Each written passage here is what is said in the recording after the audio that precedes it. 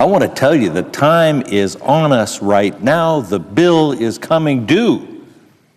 We're facing the most predictable crisis in our nation's history with our current financial situation. It's a problem we can all see and we can all acknowledge must be fixed.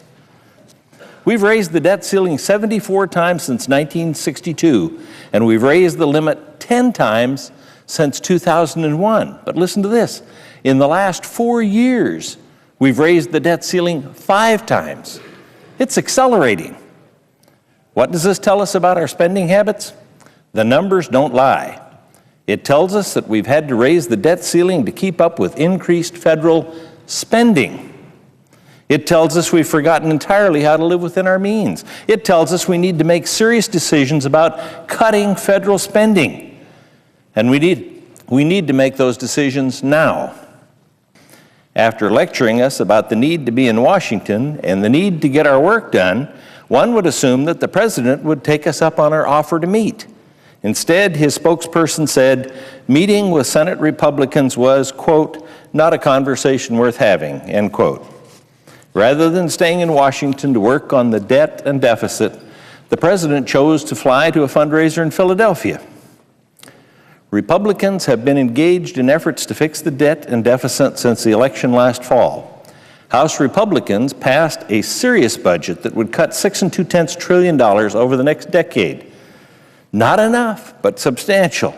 After demagoguing the Ryan budget as an effort to kill Medicare and push grandma off a cliff, Senate Democrats have yet to bring any budget to the floor. I heard just a few minutes ago that they're being considered, but it's being considered in a very partisan way, and I don't know if we'll get to see it before it comes to the floor.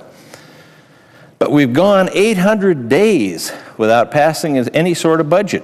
And Phil Gramm talked on taxes and said, don't penalize America with a tax every time that Congress fails to do its job, which is to balance the budget, to spend reasonably.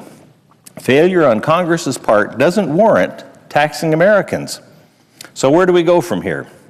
Republicans are ready to work, but we need Democrats to work with us. We need the president to take a realistic look at the situation and realize that tax increases are not the answer because the votes aren't there to pass a tax increase.